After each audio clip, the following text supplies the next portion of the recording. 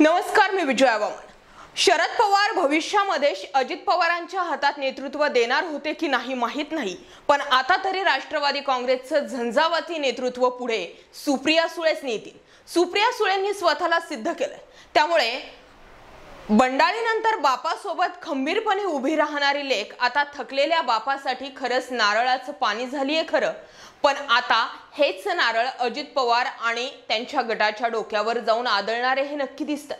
त्याला कारण म्हणजे ज्या वेगाने सुप्रिया सुळे पायाला भिंगरी राऊंड राज्याचा दौरा करून ज्या पद्धतीने पदाधिकाऱ्यांना बूस्ट देतायत, ते बघता येता काळ हा अजित पवार आणि त्यांच्या नेत्यांसाठी अवघड ठरणारा दिसतोय। सुप्रिया सुळे या शांत अभ्यासू म्हणून नेहमीच ओळखल्या जातात, त्यामुळेच त्या नेहमी संसद रत्न पुरस्काराच्याही मानकरी ठरत आल्या। परंतु वेळोप्रसंगी आक्रमक होऊन विरोधकांना पळताभुई थोडीही करता येते, हे गेल्या 2 दिवसांपासून सुप्रिया सुळेंनी दाखवून दिलंय। माझ्या बापाच्या नादाला लागायचं नाही, नाहीतर करेक्ट कार्यक्रम केल्याशिवाय राहणार नाही, असं म्हणत 83 वर्षाच्या बापापुढे ढाल बनून उभी राहणारी ही लेक आता खरोखरच शरद पवार यांची उत्तराधिकारी होण्यास पात्र ठरताना दिसते। पक्षाच्या आणि राजकारणाच्या बाबतीत बोलते मी। शरद पवार यांनी एवढ्या वर्षांमध्ये अजित पवार यांच्या हाती राष्ट्रवादी पक्ष का सोपवला नाही, याचंही कारण आता महाराष्ट्राच्या जनतेला हळूहळू कळू लागलंय।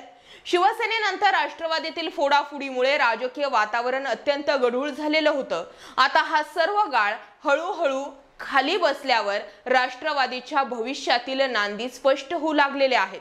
ज्या पद्धतीने सुप्रिया सुळे राष्ट्रवादीत ऍक्टिव्ह मोडमध्ये आल्यात, ते बघता येत्या काळात शरद पवारांनंतर राज्यासह देशाच्या राजकारणात सुप्रिया सुळे याच हायकमांड असतील, यात काहीच शंका उरलेली नाहीये।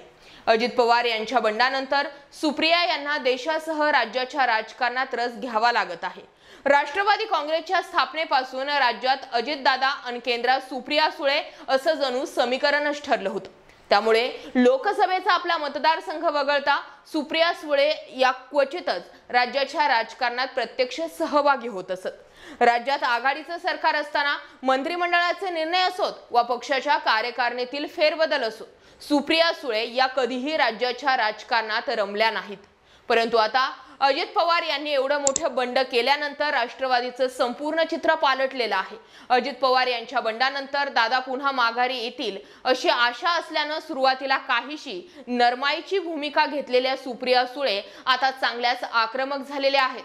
वयाच्या 83व्या वर्षी आपल्या बापाला निवडणूक आयोगासमोर जावं लागतंय, त्याला कारण म्हणजे आपला दादा, हे सुप्रिया सुळेंच्या डोक्यात खटकलंय। सुप्रिया सुळे यांनी नुकताच सोलापूर जिल्ह्यातील माढा आणि नगरमधील पाथडी येथे दौरा करत मोठ्या सभा घेतल्या। या सभेत ज्या पद्धतीने सुप्रिया सुळे यांनी चौफेर टोलेबाजी केली, ते पाहता अजित पवार यांना पुढील निवडणुकीमध्ये आपल्याच बहिणीशी मुकाबला करणं वाटतंय तेवढं सोपं नक्कीच नसेल। या दोन्ही सभांमध्ये सुप्रिया सुळे यांचा आक्रमकपणा अत्यंत ठळकपणे दिसून आलाय। काही राजकीय जाणकार असंही म्हणतात की अजित पवार यांच्या बंडामुळे सुप्रिया सुळे यांचं नेतृत्व आणि पक्ष वाढवण्यासाठीचं कौशल्य हे दोन्ही अधिक खुलून दिसणार आहे। शिवाय अजितदादांमुळे नेहमी राज्यात बॅकफुटवर असलेल्या सुप्रिया सुळे आता अगदी फ्रंट फुटवर येऊन चौकार आणि षटकार लगावण्यासाठी मोकळ्या झालेल्या आहेत।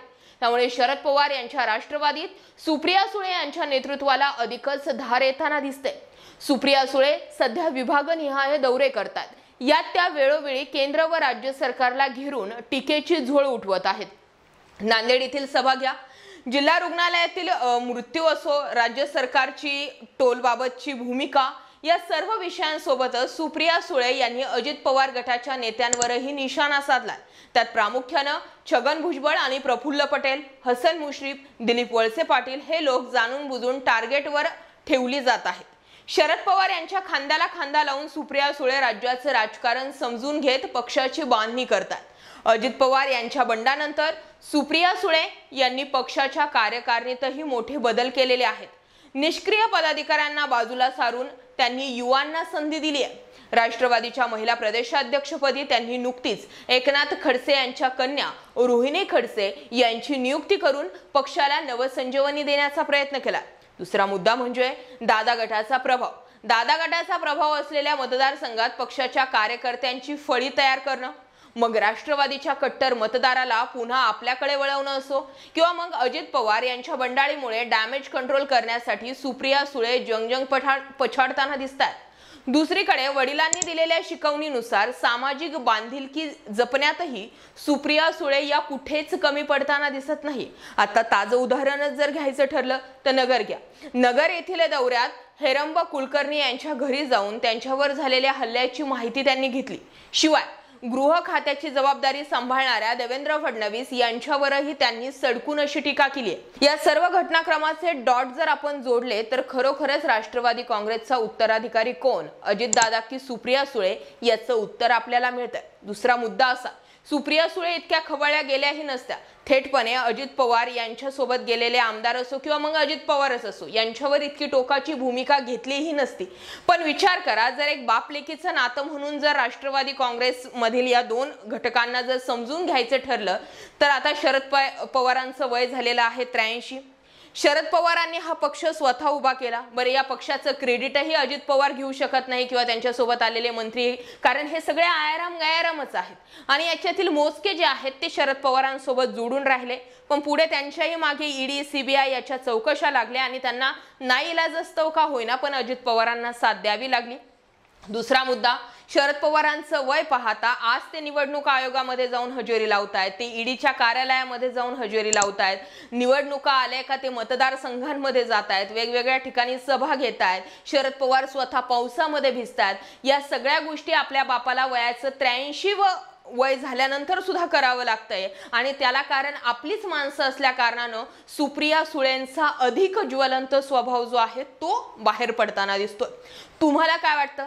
सध्याची एकंदरीत सगळी परिस्थिती डोळ्यासमोर ठेवा। निवडणूक आयोगासमोर आपण म्हणतो ना, डोळ्यात डोळे घालून जर एखाद्या मुद्द्याचा आमना सामना करायचा असेल तर ती भूमिका शरद पवार करतात। मग तीच भूमिका अजित पवार गटाने सुद्धा शरद पवारांच्या डोळ्यात डोळे घालून त्यांना म्हणायला हवं की तुम्ही आतापर्यंत हुकुमशाही केलेली आहे, तुम्ही लोकशाहीच्या मार्गाने चाललेले नाहीत, तुम्ही मनमानी केलेली आहे, तुमची निवड सगळं काही बेकायदेशीर आहे। असं ज्या दिवशी शरद पवारांच्या डोळ्यात डोळे घालून अजित पवार किंवा त्यांचा गट बोलेल, कदाचित त्याच दिवशी शरद पवार पराभूत झालेले असतील।